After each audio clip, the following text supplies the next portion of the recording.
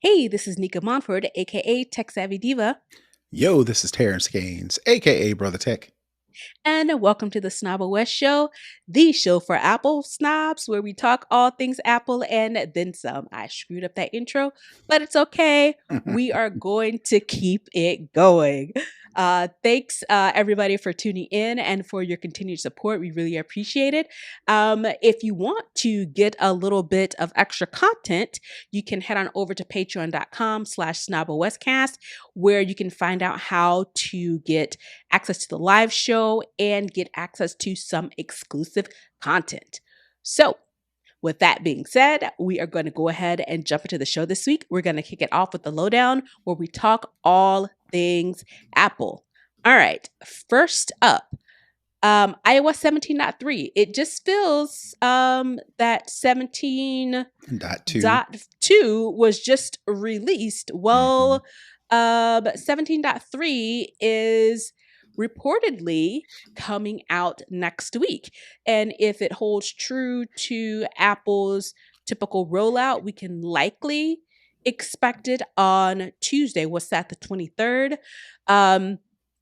So this came alongside a story we'll talk about next. The Apple Unity, the Black Unity collection, was announced in addition to Apple confirming that iOS 17.3 and iPad OS 17.3, and I'm sure probably watchOS, probably the tvOS update as well, is coming out. So the biggest thing I think we can look forward to in 17.3 is the new stolen device protection feature, which is going to help folks. I think we talked about this maybe Mm-hmm. a month or two ago, where this is going to help folks who have either lost their device or got their device stolen. This is supposed to really help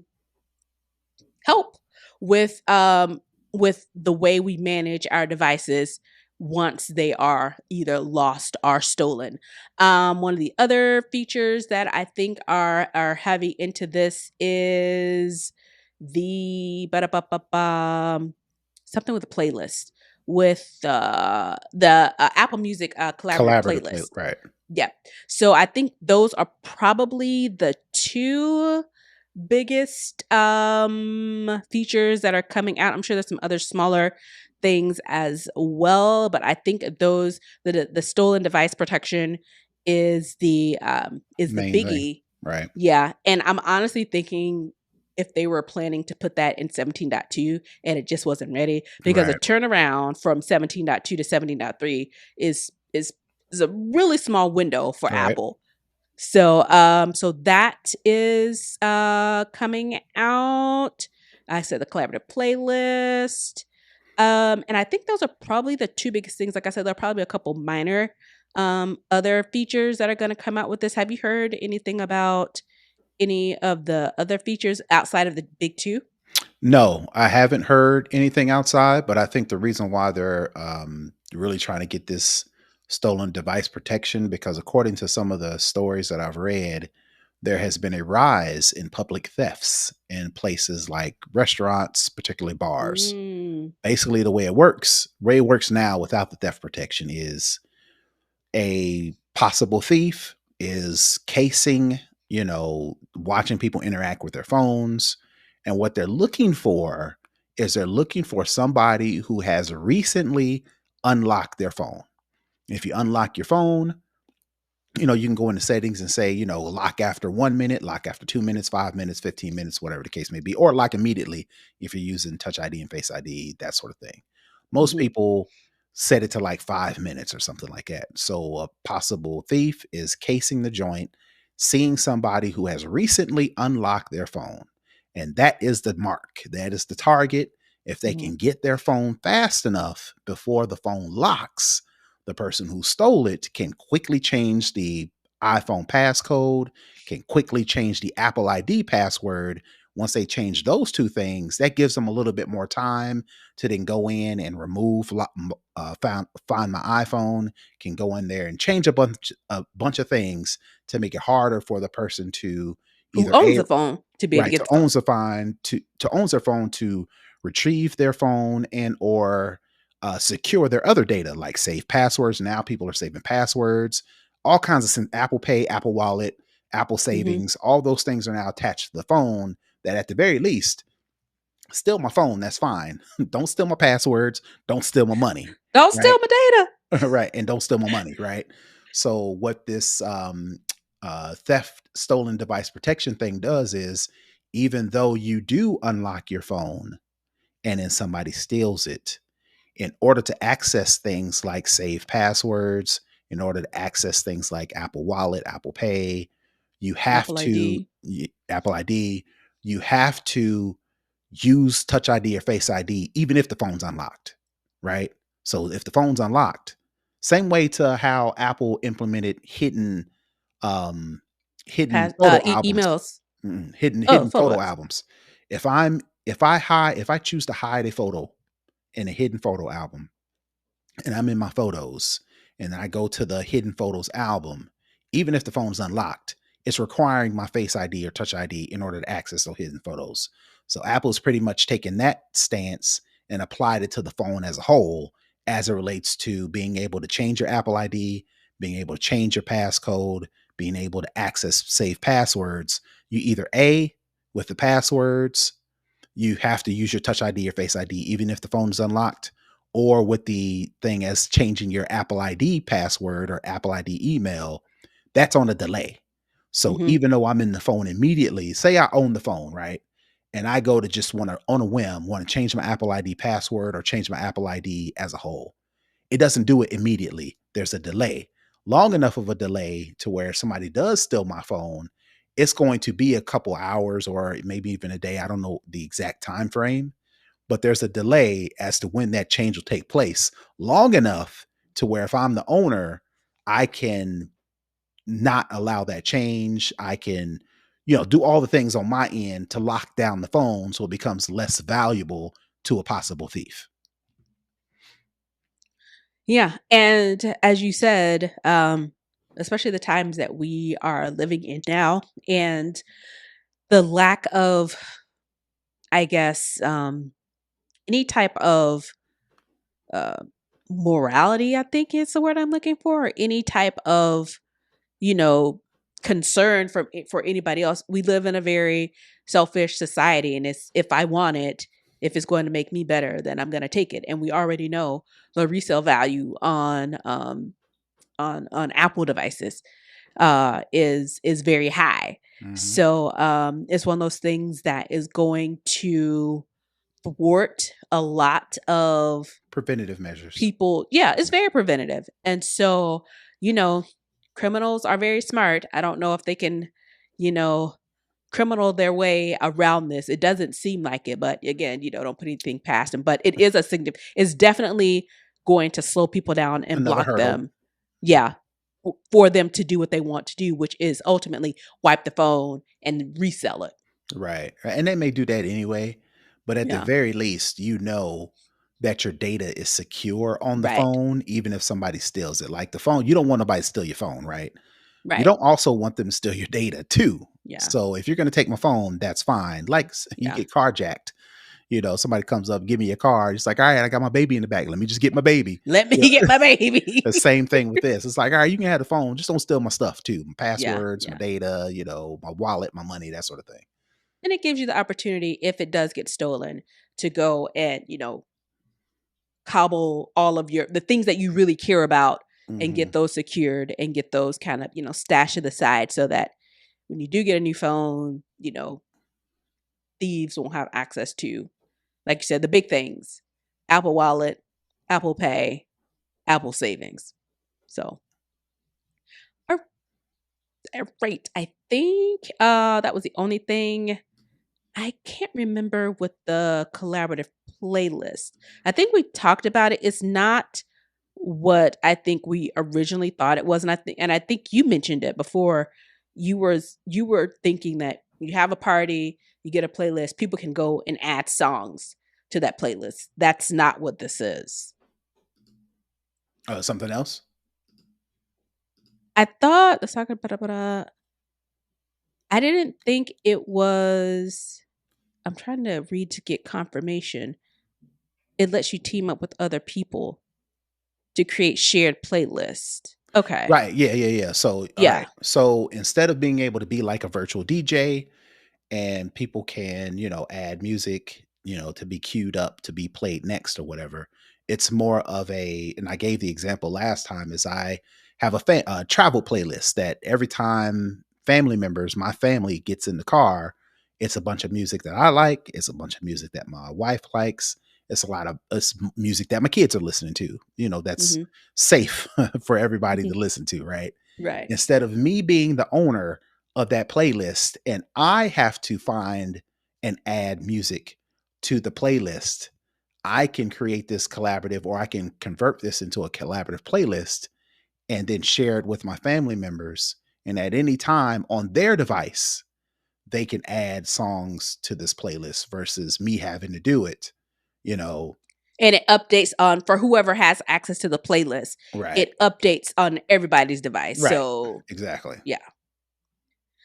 I can see where that could come in handy in numerous situations. So yeah. So it sounds like those are likely the two big things. We'll see next week when the release candidate becomes the released version. So we'll have to see, especially once it drops the detailed release notes from Apple, to see exactly what all is included outside of these two things that we mentioned, because those are the two biggest things thus far.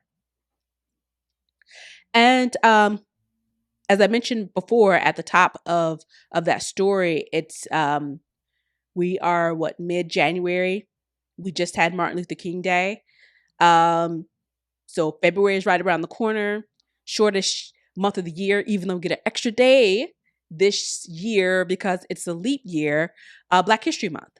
So we're going to be seeing a lot of things from a lot of people regarding Black history, Black pride, acknowledging Black folks and what they do and what they contribute. And typical of Apple, this is nothing, outside of their purview. They unveiled their 2024 Black Unity collection for Apple Watch, for iPhone, and for iPad. And what this does, it includes new watch bands, new watch faces, and iOS lock screens. So you can get the sport band from the Apple Watch for the Apple Watch, $49 on the Apple website. And it's called a Unity Bloom. And essentially, this collection is like abstract flowers. So that's what the band looks like. That's what the screens are going to look like. And Apple says, according to this article from 9 to 5 Mac, that the new design represents Pan Africanism and symbolizes the harmony of multiple generations working together to address injustices. So yeah, so the bands are available for the 40 millimeter and the 45 millimeter watches. And it comes in the standard small, large, and medium large lengths. And you can order them today, and they will be available in stores on the 23rd. So that's what, next Tuesday, which is when I presume the new iOS is going to drop as well. Right. So you can't get the watch face until iOS 17.3, but you can Right. order the band today and it'll be available in stores on January 23rd. Yeah.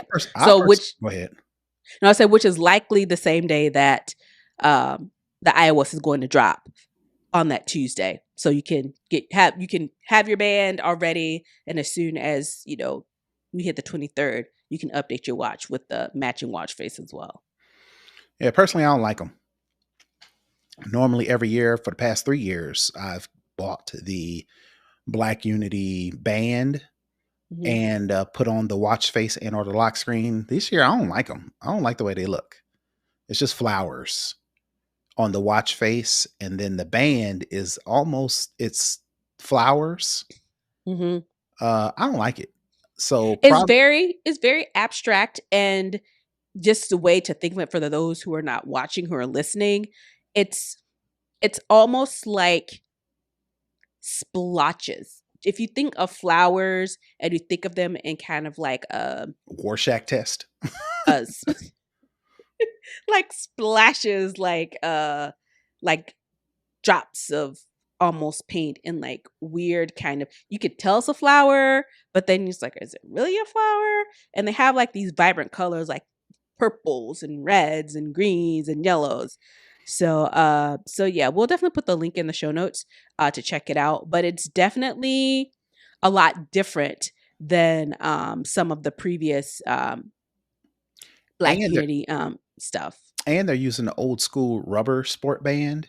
Since then, Apple has done the woven sport band that has Hmm. the Velcro, versus this one uses the old school holes that you have to put the little watch band through for the different lengths.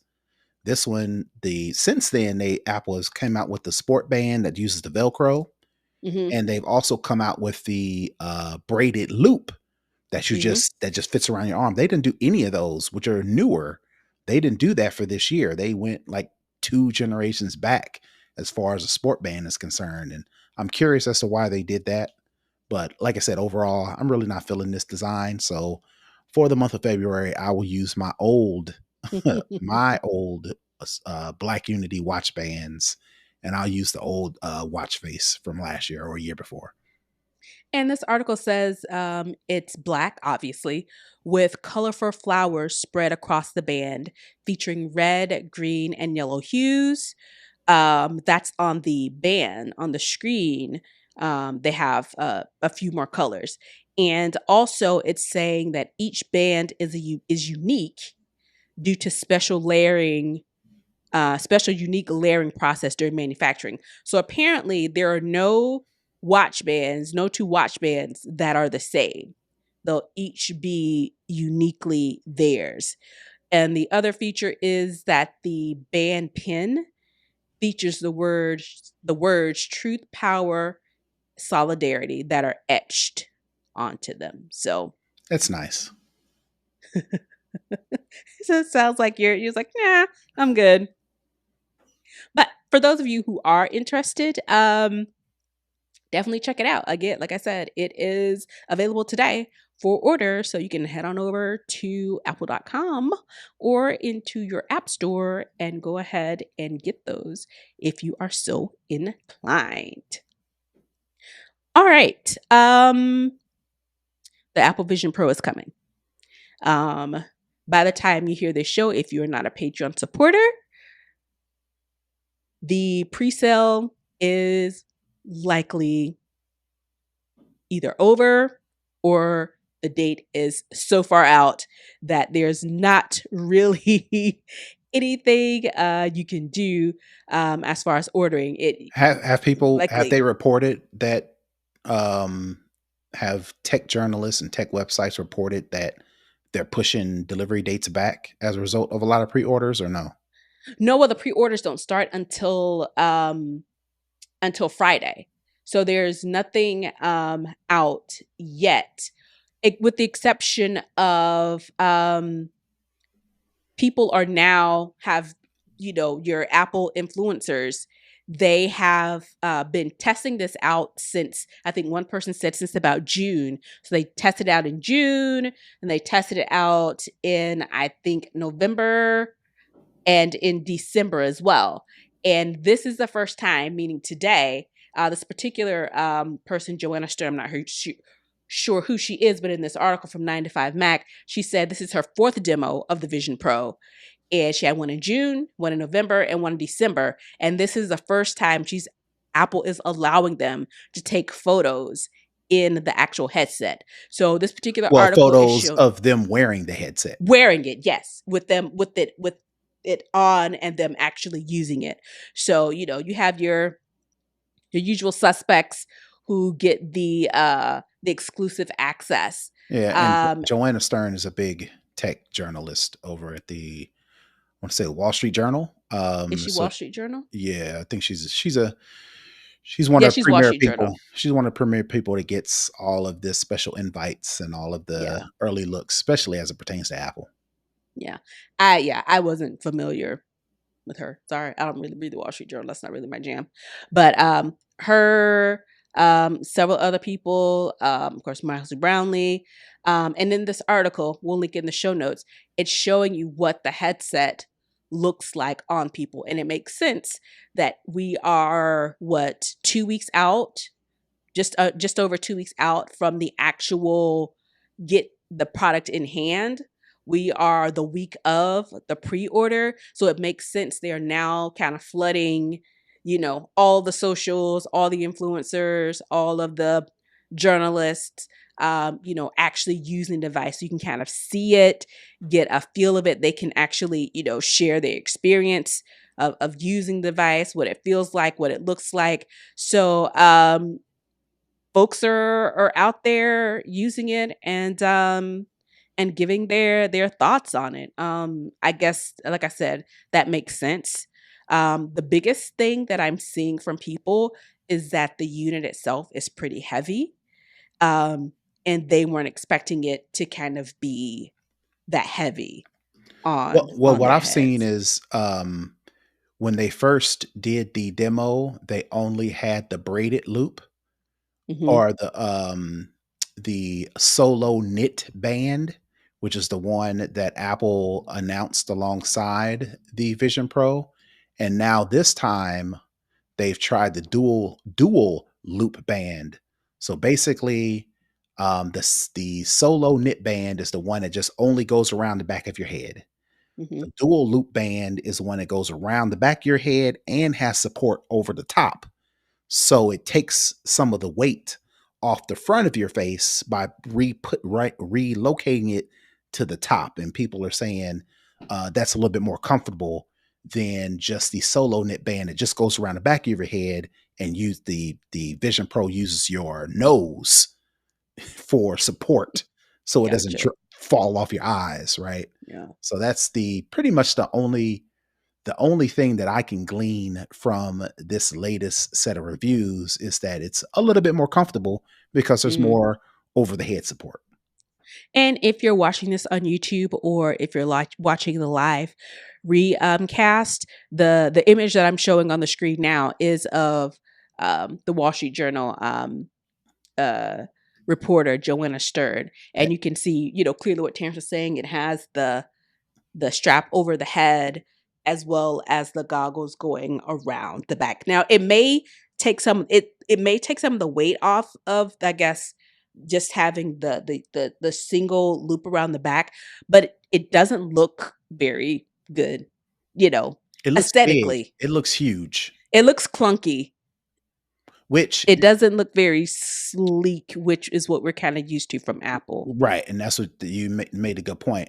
We're not used to that from Apple. When we think of Apple, we think of sleek, we think of small, we think of portable, we think of ultra sexy, and these are what you would think of when you imagine VR goggles, with the exception Hmm. of that display on the front that you can like project your eyes or project eyes so you can be at attention, versus other VR goggles like Oculus, HTC, some of the other ones is just like a white a white non-translucent, non-see-through pair of goggles on your eyes. Not to say the Apple Vision Pro are translucent or transparent, because it's just projecting your eyes so somebody's looking at you, they can see you're paying attention. You still can't see through, Yeah. but it It gives the appearance that you're conversational with the eyes that are on there. But it's interesting to note, of all of the people who got this demo, it looks like they're, at Apple headquarters or somewhere, because they're all in the same type of room. None of the devices have the eyes displayed. It looks almost like a iridescent, like, think yeah, of like northern lights, the it's like northern lights, tinted windows. That's what it looks tinted like. windows with, like, or the old school Windows player. When you use the Windows player, and it has like the little Hmm. screen where all the colors kind of flowing over each other. It None of the people who are wearing them have the actual eyes on them, and I'm not sure if it's because you have to do some sort of setup for it to be yours, Or Apple's not. or It ain't ready. Apple or it's may, not ready yeah, they may have to put that out in a in the Vision Pro update. update. Yeah, yeah. So, again, we're getting closer and closer. to the launch. So it'll be very interesting to see what's available on the device at release. I'm interested to see in the pre-order if they're going to say what's going to come on it, or if you're just going to have to wait until you get it on February 2nd to see what's actually available um, with the software. So I don't know. I got what, 2 days to decide if I'm Well, going to buy this or not. you ain't made your decision right yet. Then you've already made your decision. I don't know. Maybe I the concerns I had about the weight, because I have a small head.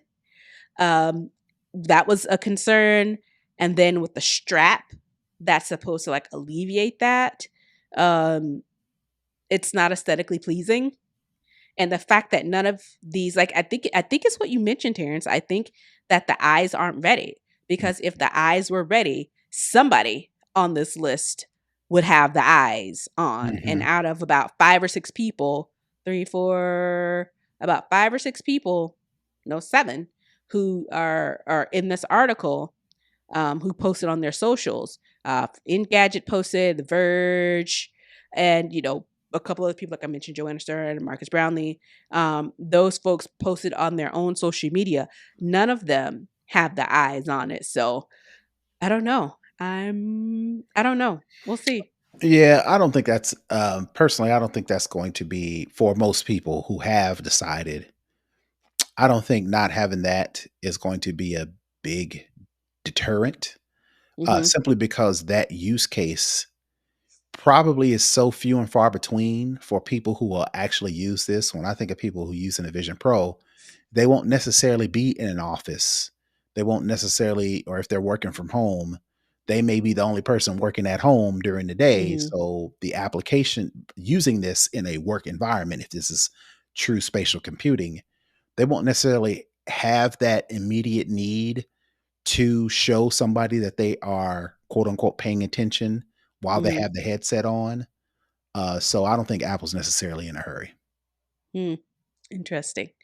Like I said, it'll be interesting to see what actually comes on the hardware at release, and it could likely very well be one of those things where we've seen once you ship it, it's like, oh, we need to do an update immediately. So I guess time will tell within the next couple of weeks of what it actually entails and what people will actually get. But I think for these folks who are doing the demos, it's probably this is probably the release candidate. It's probably what's going to go out. I don't see Apple being able to, depending I guess when they actually got to do this demo. um this demo leads me to believe that they did it this month, because the person, I think it was Joanna, who said she did one in June, did one in November, then one in December, that this is the most recent release. So this is probably what they're using is what's probably being shipped. And that kind of flows into the next story. Apple Vision Pro is getting its own app store. So it's already launched, which makes sense, because if it's launched now, the device doesn't come out until the February 2nd. This is giving developers who've taken this time to build their app for the Vision Pro, gives them time to get it pushed to the App Store, get it approved, and get it up and running, to tweak anything, to tweak any changes or things that need to be done for it to be ready on launch day. But it's a whole separate app store. Which So which it's I said that Apple wasn't going to do, so I was wrong on mhm. that. Yeah, and so it's out there.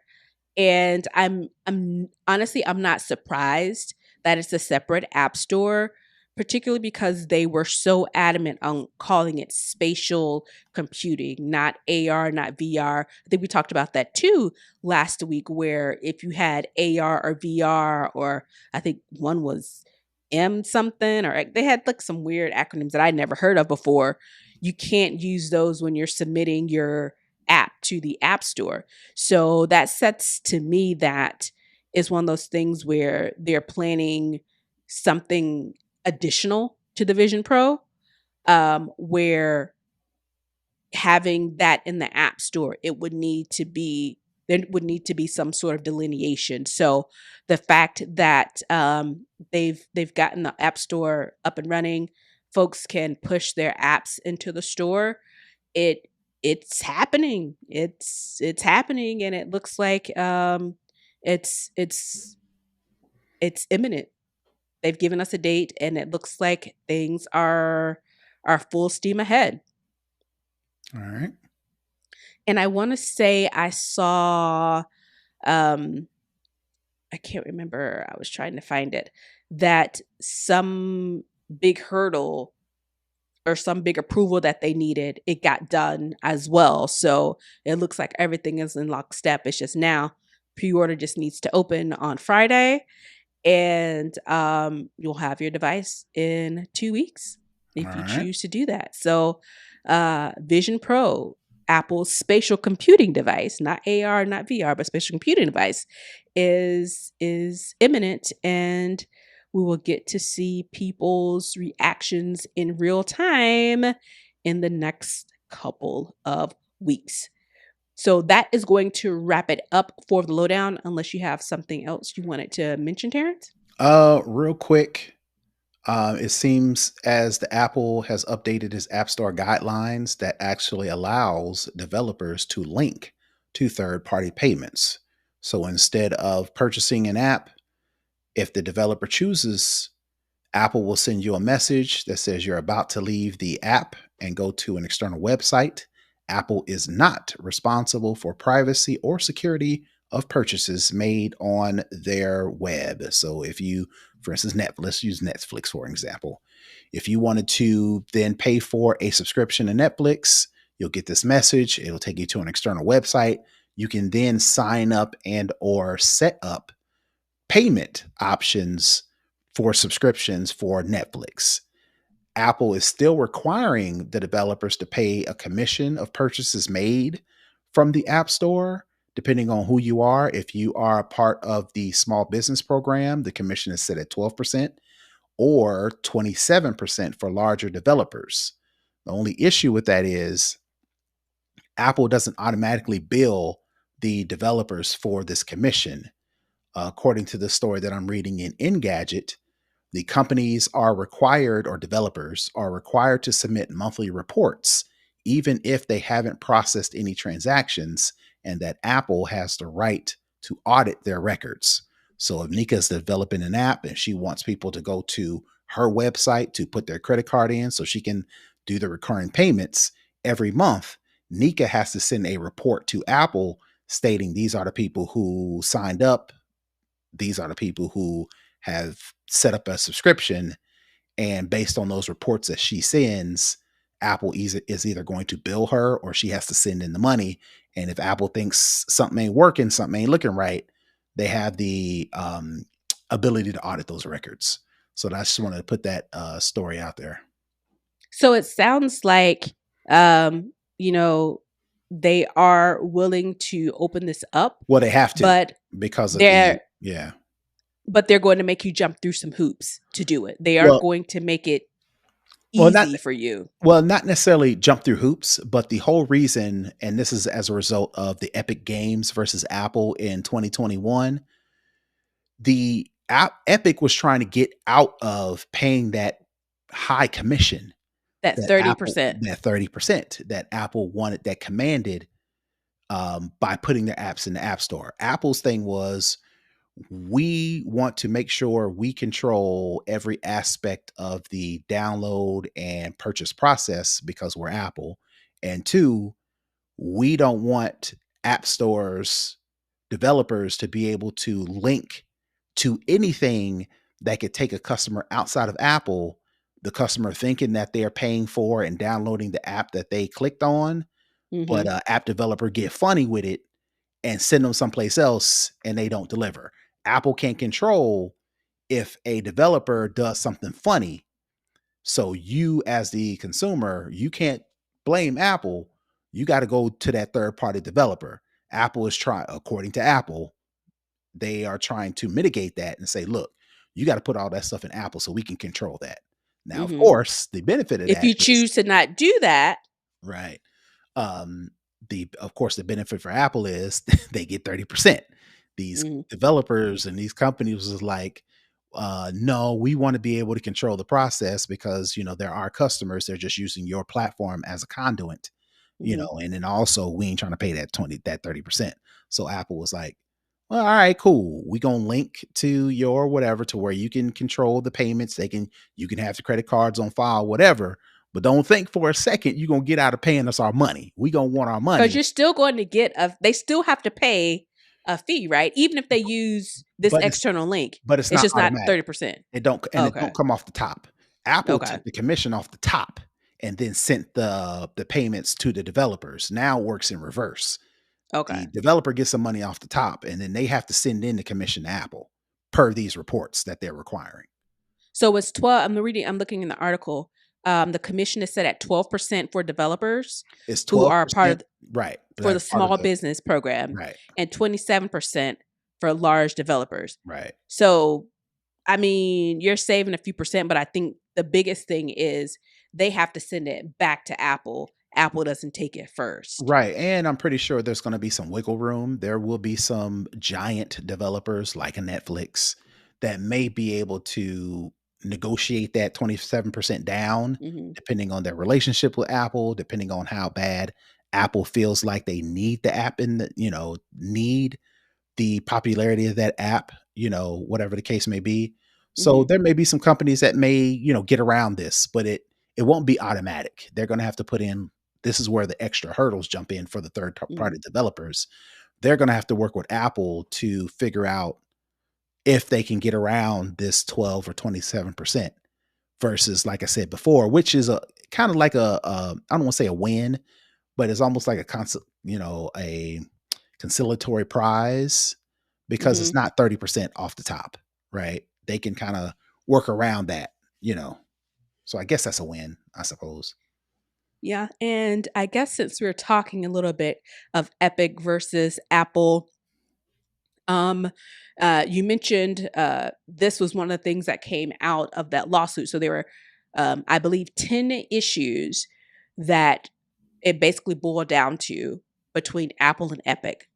Apple won 9 of those 10, right? So the one that they did win is this app developer third party thing. Well, now Apple is saying, hey, so we had 10 things. Y'all won one, we won 9. So you should be responsible for 90% of our legal bill. So they are now requesting a $73 million to be paid back to Apple for their legal fees because technically Apple won. Mhm. So you get to keep, the legal aspects that you won, that one thing you won, but run us our 73 million dollars Which is out of the 81 million that we spent trying this. not a out of the blue request. There have been many court cases to where the person who won sued for in their suit or in their countersuit, they included court fees. Now the question is did Apple include that in the original suit or the original countersuit, or is this something that they're trying to tack on after the fact? If it was included in the original suit, they may have a better chance versus it's being tacked on in the end. Don't know. I'm not a lawyer, so I don't know how that's going to work, but it sounds like Apple's being petty, but we'll see if that actually works because like I said, if this is after the fact they're trying to tax on this or was this included in the original suit that like if we win, we are asking for damages or whatever and court costs and So lawyer what costs. Apple is using as the basis for their claim is clause 10 of the Apple Developer Program License, which basically says developers agree to indemnify Apple, which is basically pay them, against legal expenses incurred in Well, responding to a breach of the agreement. there So you go. Apple is saying in our terms of agreements, it says if you lose, you have to pay our fees. So technically, we won, but you won on one. So now you have to pay us A portion, a large portion. this 90% Mhm. because the total Apple says it spent 82, almost 83 million defending itself during the case. Um, and it then deducts 10% as Epic prevailed on one of 10 counts, thus 73,404,326. Hope it was And they worth were it. like their money. Hope it was worth it. Right. So, yeah, we'll see if Epic does pay. Well, hold on, let me read a little further. Epic does not dispute that it broke the agreement and will pay the damages as a result, though the company may dispute the amount. How are you going to they said it cost 70 Look, 81 million dollars. Pay these people their money we cuz are you acknowledge. we are in a society, if just Western society, if just American culture, fight everything, admit to nothing. But they admitted it.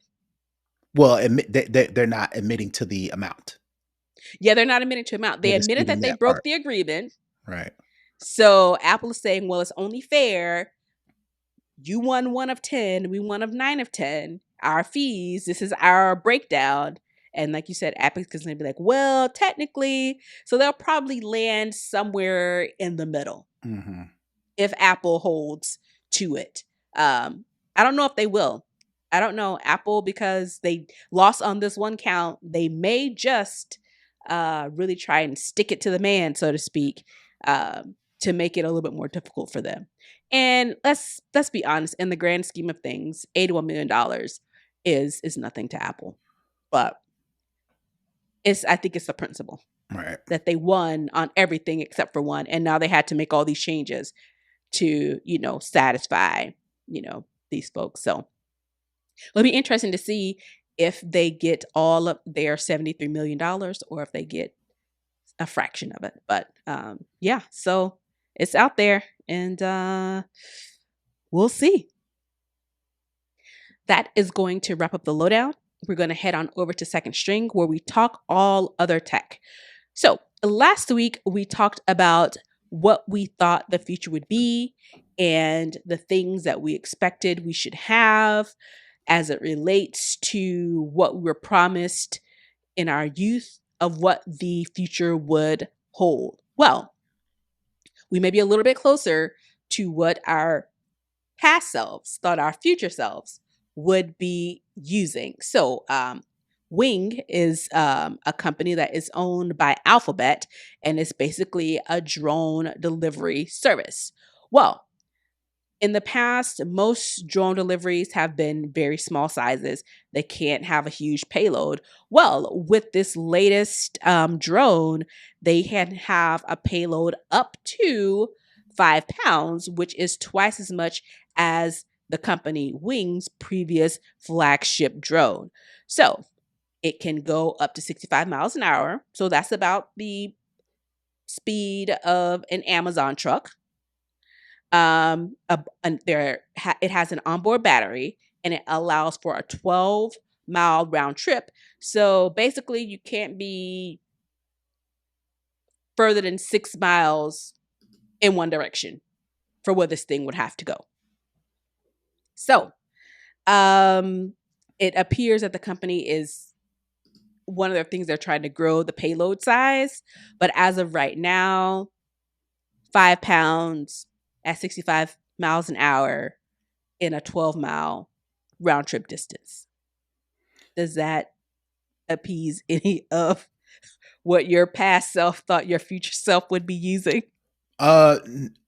No. I'm curious as to, are they delivering this to residential residents in residential neighborhoods and residential areas, or is this like a not necessarily a last mile thing? Is the packages come into a warehouse, Mm-hmm. somebody, the logistics or whatever, sorts out all the packages, and the last mile is it goes from the warehouse to the customer's door. Is Mm-hmm. this that, or is this like a business to business type thing?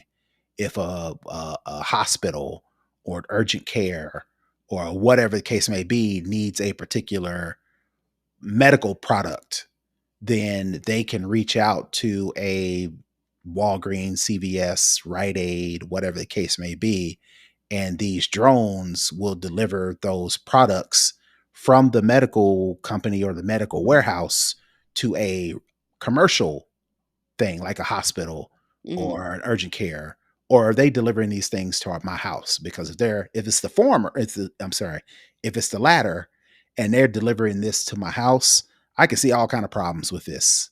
Hmm. Privacy, people interfering with these things, you know, me saying I have a big enough as a resident, me saying I have a big enough, drop off location and I don't, Hmm.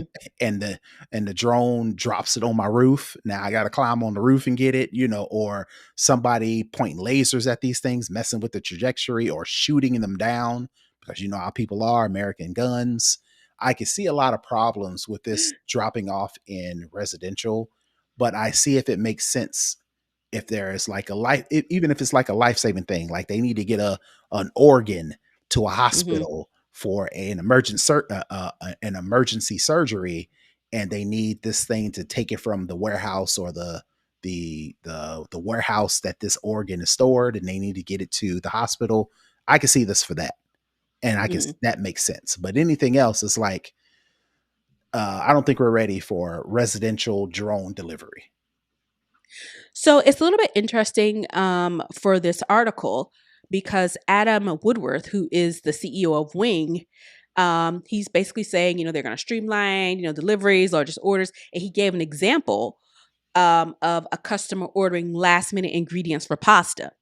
So that's the example that the CEO gave. So it sounds risky. However, yeah. So, however, later in the article, it gets a little fuzzy because it talks about different use case scenarios. And the CEO again, likens this to, standard, fleet type deliveries. And at the end of the article, it says that this company Wing, it's currently operating in the Dallas Fort Worth area. It also, works in Australia, Finland, and Ireland, and it's teamed up with retailers like Walgreens and Walmart to offer deliveries. So it doesn't seem, based on this article, to be a clear direction of what this is actually going to be for. Because, at the top of the article, they talk about, most pizzas are under 5 pounds, and he's talking about, ordering and dropping off last minute ingredients. But then at the end of the article, it's talking about Walgreens and Walmart. So it's not very clear as to what this is going to be used for. And I think that's one of the things where it's frustrating, but it's also, you have a little bit of hope in it that it can be used for commercial use as well as, the standard everyday person.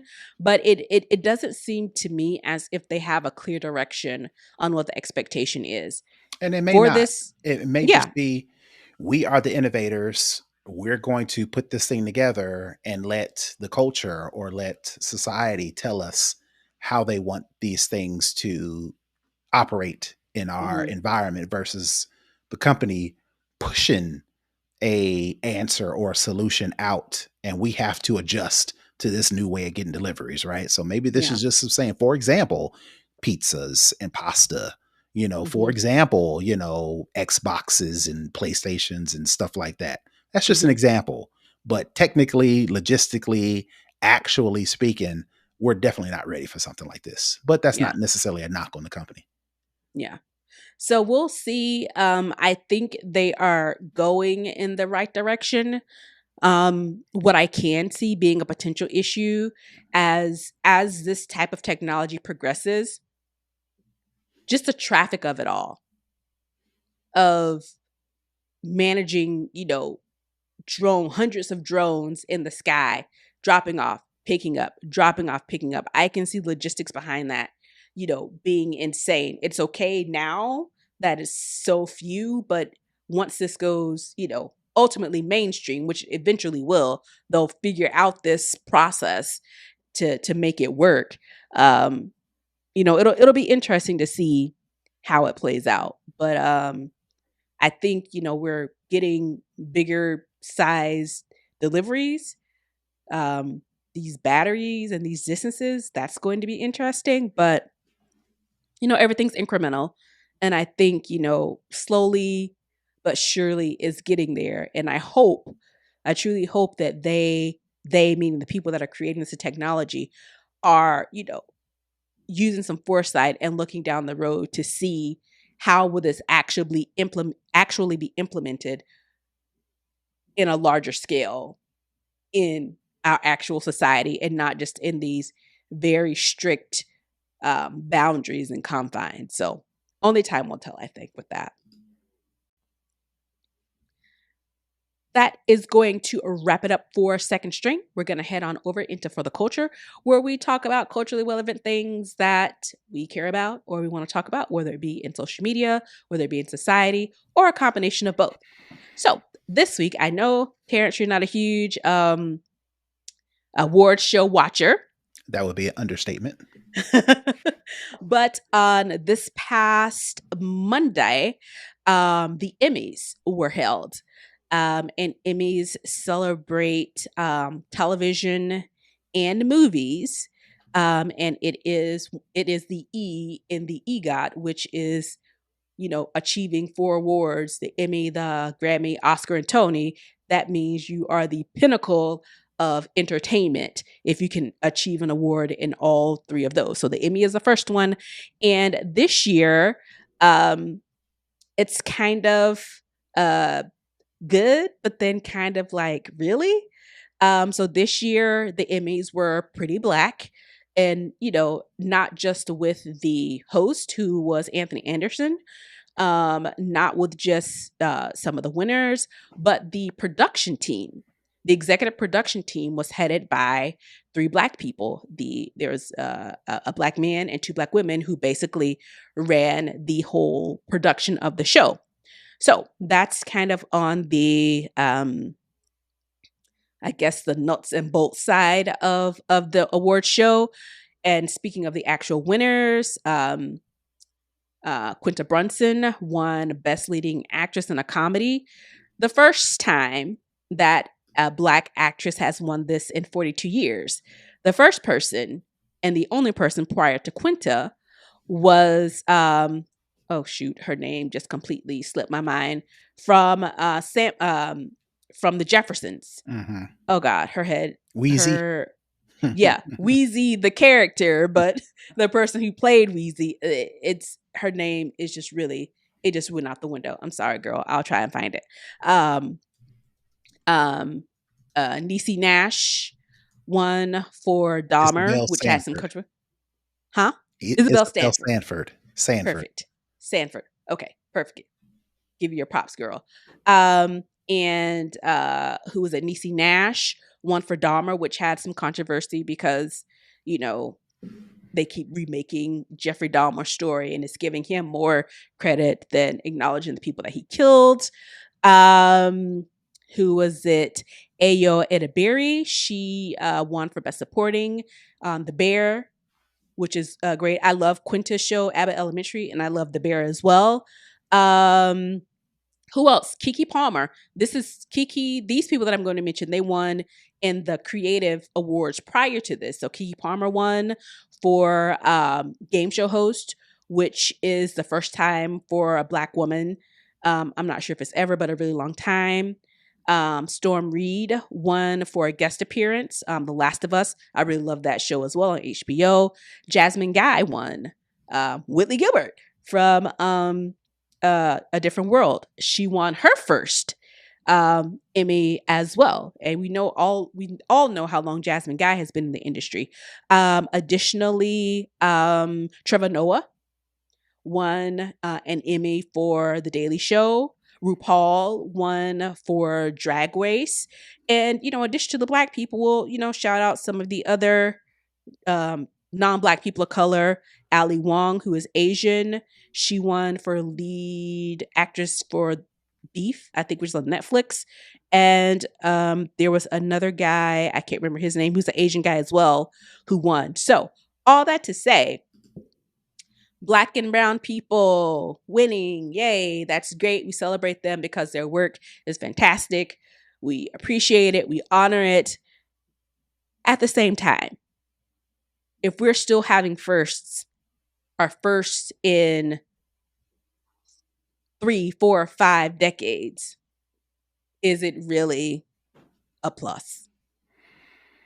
It is a plus if this is something that you work for and work towards, which I'm assuming most of these actors and actresses that you mentioned do work hard to be acknowledged for their hard work. So I guess that is a win. It is surprising to say the least that it has taken this long for it to be normalized, and it may still not even be normalized. It may just be coincidence that all of these black and brown people are doing all these dope things at the same time this year, Mm-hmm. so normalized, is we expect it. It is Mm-hmm. a part of the award season that we see all of these black and brown people doing all these dope things, right? But it's not normalized yet. I think we as people who are demanding more diversity as it comes to awards, we are looking for that normalty, if that's Mm-hmm. even a word. So I think that's what we're waiting on. And Mm-hmm. that's why when we find out this is the first person to do it in these many years, this is the first person ever to win in this category, we're kind of taken aback because we know who these people are and we know all the work that they're doing. And it's not something, some of these people, this is the first time, but there's Mm-hmm. some of these people who've been in the industry for years and years and years and years and years, and you're just now giving them the recognition, So I think we're waiting for that normalcy. That's a better word. Mm-hmm. We're waiting for the normalcy to where this isn't a first. But at the same time, I can totally understand, my mindset is screw them. We don't need their acknowledgement at all. But I'm not an actor that's Yeah. worked 20 some odd years in the game. And this is the pinnacle of my profession to win an Mm-hmm. Emmy, an Oscar, a Tony, a Grammy, or whatever the case may be. So I can't put my feelings on, them who are working hard in these fields. And I ain't. It's easy for me to say, why are you worried about what these people who really don't want you to be here, what they think about you in the form of an award? Why you care? Mm-hmm. But I ain't them, Right. so I can't put that on them. You know what I'm saying? But at the same time, I think, while we want to see them get recognized, I think we're still waiting on that normalcy, which ain't quite there yet. Yeah. And I will have to say, one of the benefits of having a Black production team, you get some different elements. So, one of the themes of the night is they pay tribute to shows from previous years. So Marla Gibbs presented an award. We know her from 227. Carol Burnett was on there. Um, the lady from Dynasty, Alexis, was on there. The cast from Ally McBeal did a skit and they presented an award. It's Always Sunny in Philadelphia cast did a presentation of an award. But I think the one that caught a lot of, especially the Black communities, was they had the entire Martin cast do a skit and present an award. And with Martin, of course, it was Pam, Gina, Cole, and Martin. Of course, Tommy has Rest in peace. since left this earth. Yeah, rest in peace to Tommy. And it was interesting. They had the whole setup of Martin's living room. Mm-hmm. That's how the skit kicked off. Mm-hmm. And, it was on those things where they were like, well, Cole thought, his part of the bit was, oh, we finally get an Emmy. So I got my Emmy speech. And it was like, well, and they basically rattle off, we had the highest this, we were the longest running this, we had this many this, and we didn't get no Emmy. So it was one of those things where they were kind of like saying, yeah, we're glad Leading to be into it. here. Yeah. We appreciate your giving us love this far down the line, but where was our award, back then? And if you think from the time that Quinta won, to the last time Isabel Sanford won. In between those 42 So years, many good the shows. amount of shows you got: Living Single, you got Martin, you got Girlfriends, you got Insecure, you got Black. You have all of these amazing shows that apparently there was no lead actress Female actress. who female actress Hmm. who fit the bill to take that award Hmm. over the course of 42 years. So Hmm. it's just really, it just plays into the fact that yes, we want to honor them, we want to celebrate them because they make great art, we consume it, we enjoy it.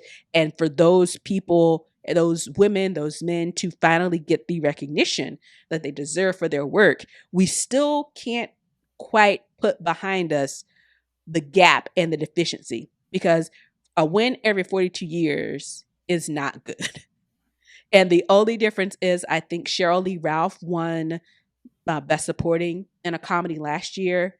Ayo won it this year. So it was like two back to back. But prior to Cheryl Lee Ralph winning, it was a 35-year gap. And Jackie Harris from 227 was the last person to win. So when you talk about that consistency, okay, we had Cheryl Lee Ralph, we had Ayo this year. So that tells me it shouldn't take another 35 years before, someone else wins. All right. So, All right. Don't get your hopes up. Same thing with the DEI is starting to go away, and these companies are yeah. off that now.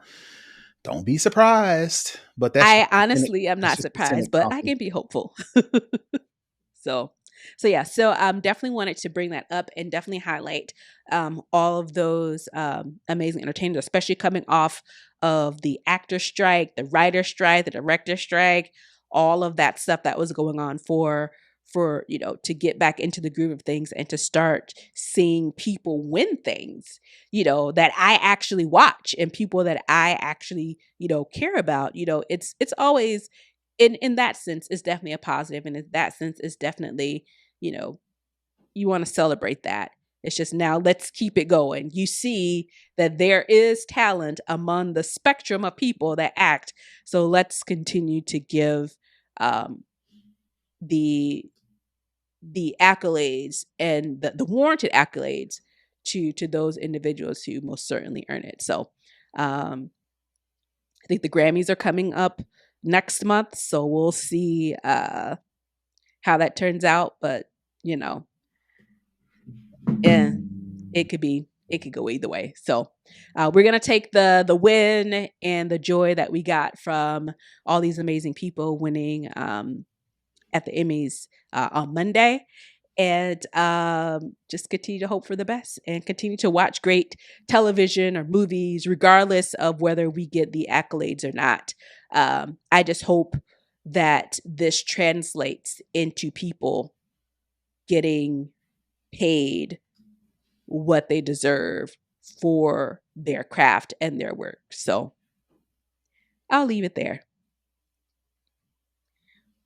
So, the hookup for our tech tip of the week, Brother Tech, what do we have? I think I've kind of touched on this before, but with different methods. If you need to charge your phone faster, like you've only got 20 minutes to charge a phone and it is dangerously low, some of the previous things that I've mentioned is turning on airplane mode, closing apps, things of that nature. But I've discovered some newer ways to do it. So if you add all these things together, you should be able to charge your phone twice as fast, if not faster, if you're in a pinch, right? I wouldn't suggest doing this all the time. If you do all of these things in concert, you should be able to charge your phone faster. And some of the two other things that I suggest this week is the low power mode. Low power mode is typically used for if your phone is low on power and you want to conserve as much battery as possible, you turn on low power mode so your battery doesn't drain from maybe 20% down to 5 when you really, really need it. But if you turn on low power mode while you're charging your phone, it should charge faster. And then another thing to keep in mind is temperature. If your phone is out in the sun and you're trying to charge it and the sun's rays are beating on the phone and the phone temperature's hot, it's not going to charge as fast. Alternatively, if it's in a cold environment, if your house is, you know, super cold, or if you're just outside charging it and it's cold, that temperature will affect your charging speed. So you want to make sure it's not too hot, make sure it's not too cold while you charge your phone up, and it'll charge actually faster. So if you add all those things up, turn it on airplane mode. And what airplane mode is, it stops your phone from sending and receiving anything to where your phone is not working as hard, and the only thing it's doing is charging. So that'll speed it up. And then, like I mentioned, these two things, turning on low power mode and making sure it's an optimal temperature, you do all those things together, you'll be able to charge your phone twice as fast versus just normally just charging up your phone, whatever. So that is my hookup for the week. If you need to charge your phone up faster, you definitely need to incorporate some of these steps. Again, I wouldn't make a practice of this, but only if you're in a jam. Like if you need to go somewhere within 20 minutes and you're at 5%, you do all these things up together, you may be able to get it up to maybe 60, 70% in, 10 or 20 minutes, as opposed to waiting that same amount of time and only getting 30%. Cool. Please take that under advisement if you need to charge your phone relatively quickly. That's going to wrap it up for this week. We definitely want to thank you for tuning in. Brother Tech, where can the people find you? Sure, you can find me all over the internet at Brother Tech. That's BROTHATECH. And you can find me at Tech Savvy Diva everywhere else. So that's going to wrap it up. So if you want to connect, comment, share, and support our show, you can head on over to snobblewestcast.com to get all of the details.